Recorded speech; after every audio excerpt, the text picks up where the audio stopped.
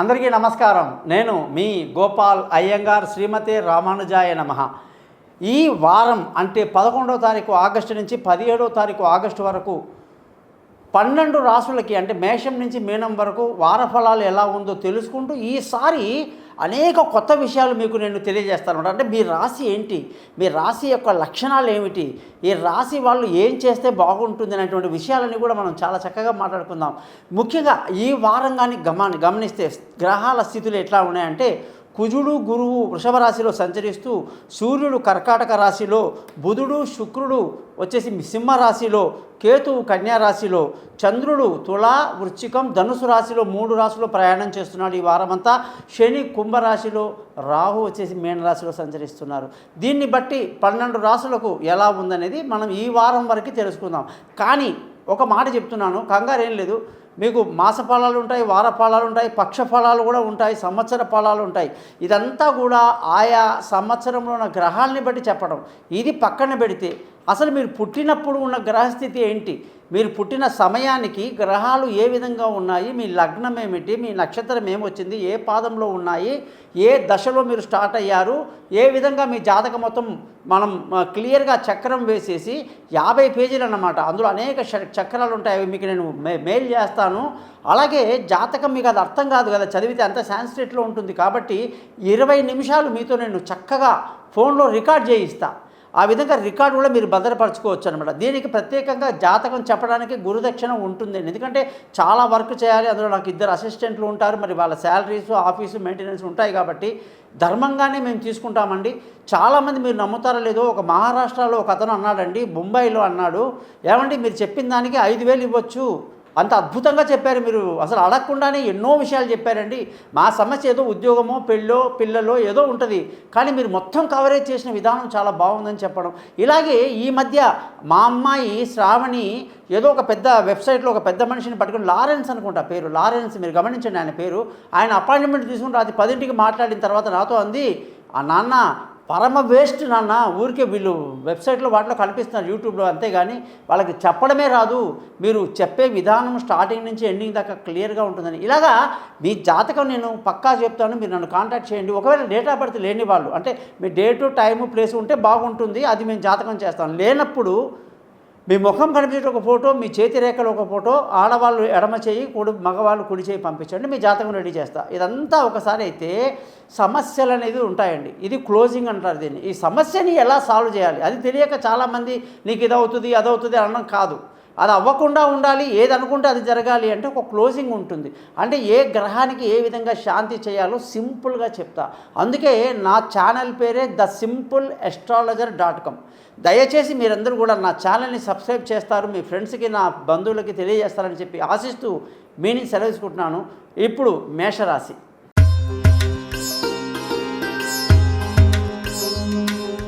మీనరాశి వాళ్ళందరికీ కూడా 11వ తారీఖు ఆగస్టు నుంచి 17 ఆగస్టు వరకు ఎలా ఉందో చూద్దాం. మీనరాశి అంటే మనకు గుర్తొచ్చేది గురువు. అంటే గురువు అంటే బృహస్పతి, జూపిటర్ అన్నమాట. మరి గురుగ్రహం ఈ రాశికి ఆధిపత్యం వహించినప్పుడు ఈ రాశి వాళ్ళల్లో ఉత్తరాభద్ర, పూర్వభద్ర నక్షత్రం 4వ పాదం, ఉత్తరాభద్ర మొత్తం 4 పాదాలు, రేవతి నక్షత్రం మొత్తం 4 పాదాలు ఇందులో ఉంటాయన్నమాట. ఉత్తరాభద్ర అంటే శనికి సంబంధించింది, రేవతి అంటే బుధగ్రహానికి సంబంధించింది. మరి ఈ రాశి వాళ్ళు ఎంత సైలెంట్ నేచర్, ఎంత అద్భుతంగా ఉంటారంటే వీళ్ళు ఎవరి జోలికి పోరు, ఎవరి విషయంలో తలదూర్చరు, చాలా తెలివిగా మాట్లాడతారు, తెలివిగా చాకచక్యంగా తప్పించుకుంటారన్నమాట. వీళ్ళకి ఒక పేరు ఉంటుంది, గోడ మీద పిల్లి వాటం అని అంటుంటారన్నమాట. వీళ్ళు చాలా మంచి వ్యక్తులు, ఎవరి జోలికి పోరు, సైలెంట్ నేచర్, ఏకాంతాన్ని బాగా ఎంజాయ్ చేస్తారు.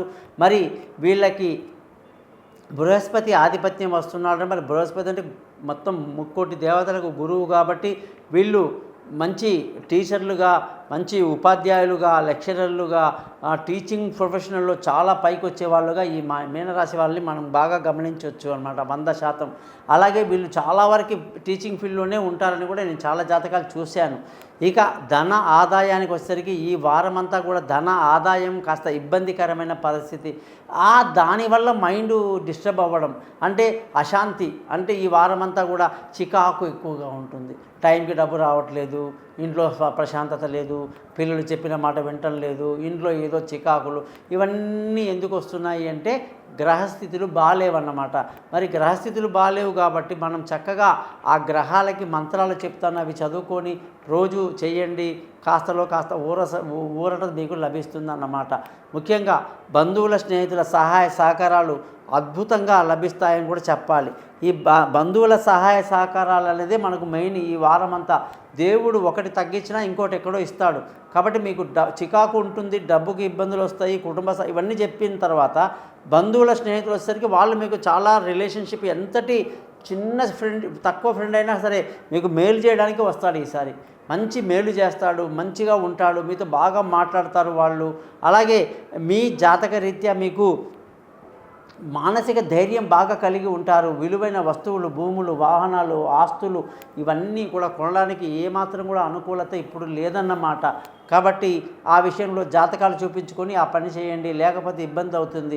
తెలివి తక్కువ నిర్ణయాలు తీసుకుంటారా అంటే కొన్నిసార్లు మంచి నిర్ణయాలే తీసుకుంటారు, కొన్నిసార్లు తక్కువ నిర్ణయాలు తీసుకునే అవకాశాలు ఈ వారం కనిపిస్తూ ఉంది. మరి పిల్లలు విదేశాలకు వెళ్తారంటారు, విదేశంలో చదువుకోవాలి, దూర ప్రయాణాలు చేయాలి, ఎన్నో ఉంటాయి వాళ్ళ ఇష్యూస్. వాటిలో కూడా మీరు జాగ్రత్తగా ఆచితూచి నిర్ణయాలు తీసుకోవడం, బంధువుల స్నేహితుల సహాయ సహకారాలు తీసుకుంటే సక్సెస్ అవుతుందన్నమాట. ఇకపోతే ఆరోగ్య సమస్యలు ఉంటాయండి.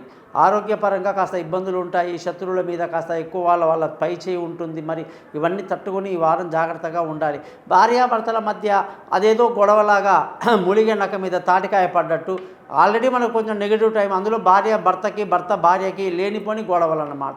ఏదో నువ్వు అది చేసావు, నువ్వు ఇది చేసావు, నీ వల్లే మొత్తం లాస్ అయింది, నీ వల్లే మొత్తం ఇదైందని అది తీవ్ర స్థాయికి వెళ్ళిపోయి పెట్టెలు సర్దుకునేదాకా వెళ్ళిపోతుంది. పొరపాటున అలాంటి పనులు చేయవాకండి.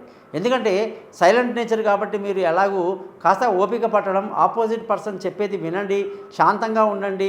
మన టైం బాగాలేదు, మన టైం వస్తుంది అప్పుడు మాట్లాడదామని హాయిగా ఉండండి, అన్నీ సెట్ అవుతాయి. ఇకపోతే పార్ట్నర్షిప్ అంటారా, దెబ్బ పడుతుంది. ప్రేమికులు అంటారా, ఇప్పుడే ప్రపోజల్ చేసుకోవద్దు. ఇకపోతే పెళ్ళికి మంచి ముహూర్తాలు, మంచి టైము ఇప్పుడు లేదు. కాబట్టి మీనరాశి వాళ్ళు గమ్మున ఉండడం మంచిది. అదృష్టం అంటారా, ఈ వారమంతా కూడా అనేక ఇబ్బందులే. అదృష్టం అంటే పెద్దల సహకారాలు, అంటే తల్లిదండ్రుల సహకారాలు, మేనమామల సహకారాలు బాగా తక్కువ అన్నమాట.